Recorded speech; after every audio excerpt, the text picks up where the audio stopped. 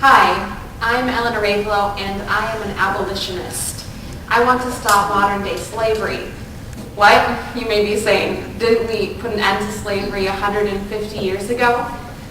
Well, you might be surprised to know that today there are more people enslaved than there were at the height of the transatlantic slave trade. The non-government organization Free the Slaves estimates that there are 27 million people enslaved in either sexual slavery or in labor. And while there were around 12 million people taken from Africa between 15th and 19th centuries, today there are estimates between 13 million and 27 million. Well, what does this have to do with ACM and the Off-Campus Studies Symposium? This last January, I did an internship with Initiative Against Sexual Trafficking at the Salvation Army National Headquarters in Washington, D.C. While the Salvation Army has multiple programs around the country that work to fight and end sexual trafficking, at their national headquarters in Washington, D.C., they have IAST. And the Initiative Against Sexual Trafficking, their mission is to create and equip a new abolition movement for the eradication of sex trafficking, the protection of survivors, the prosecution of traffickers, and exploiters. And they do this through advocacy, education, raising awareness, and for 1 month I got to help them with what they did. That was everything from really mundane tasks like filing, as most interns know, but also I got to present at a conference and help table. I got to help my supervisor prepare documents for different speaking engagements she had, and I also got to go to a U.S. congressional briefing. My off-campus study experience in Washington, D.C. impacted me in several ways, and I want to share them with you today. But before I do, I want to briefly just define sexual trafficking to help frame this discussion. Before I went to D.C., I didn't really know what sexual trafficking was. I had this kind of foggy idea of people being bound and then lives of sexual servitude. And that is true, but I just want to have this up here as I'm talking about this so you guys can read it.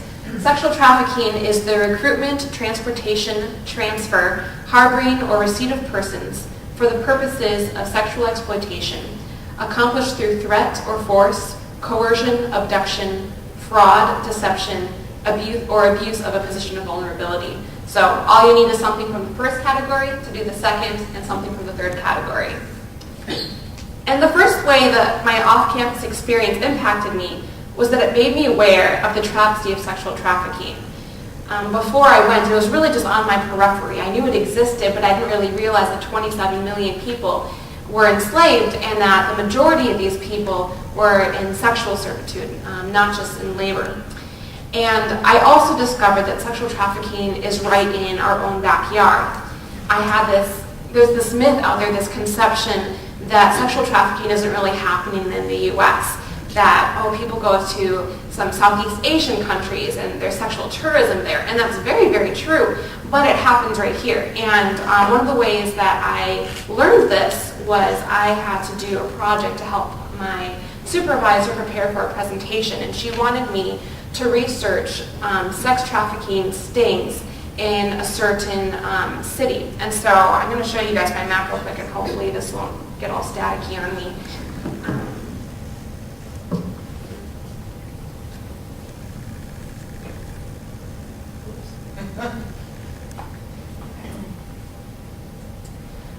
So as you guys can see right here, I had to map all the raids that had taken place in the area of western New York State.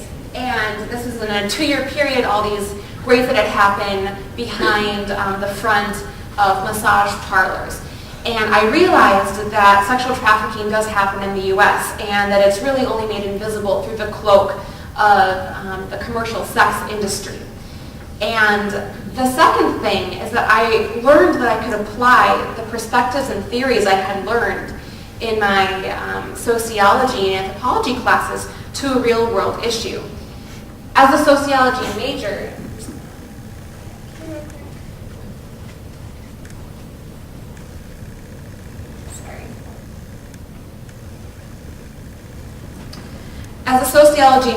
I look at how macro-level macro-level social categories like class, race and ethnicity, gender, sexual orientation, and social institutions and structures like the government, education, economy, religion shape our world. So many of these categories and structures shape both the occurrence and the perpetuation of sexual trafficking, gender, economy, age, race and ethnicity, government corruption. And I was able to use my experience in the classroom to wrap my head around what was happening in the real world.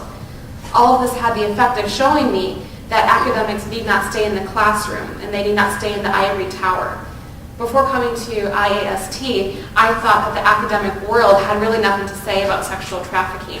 I knew that I'd be working with different documents, and I thought that it'd basically be me reading BBC News articles. And I did, but there is a huge body of literature written by professors and researchers, and I realized that researchers and professors are really on the forefront of the fight against sexual trafficking.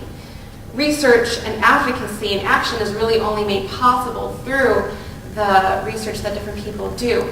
And for me, that was huge because I love the methodological process of research. And I was thinking that really has nothing to do with social justice. They're kind of mutually exclusive. You've got your NGOs in this camp, and you have the academy in this camp, and they don't really meet. And that's definitely not true. You use your theory to understand or explain something, and then you work against it. I was reading back over one of the initial papers I wrote as a sociology major, and I came across an old theory I had studied, liberation sociology. And it was like a light bulb just went on for me. It's that as an academic, I have a responsibility to take a definitive moral stance on societal issues, and then use our knowledge, use my knowledge to try and rectify areas of oppression. I'll never forget one of the conversations I had about halfway through the month when I was in Washington, D.C. I was talking to one of my coworkers, and I was telling her that this was really difficult for me to encounter sexual trafficking, to encounter the reality of the commercial sex industry and how sex trafficking is entrenched in the commercial sex industry. And she said to me, it messes with your head. Let it mess with your head in a good way. And that discomfort of not liking how your world is and wanting to do something about it is a very good thing. And I hadn't found myself in that situation often before my trip to Washington, D.C. So I'm an abolitionist, and only the coming months and years will see where that journey takes me. But I know I want to help stop modern-day slavery. Thank you.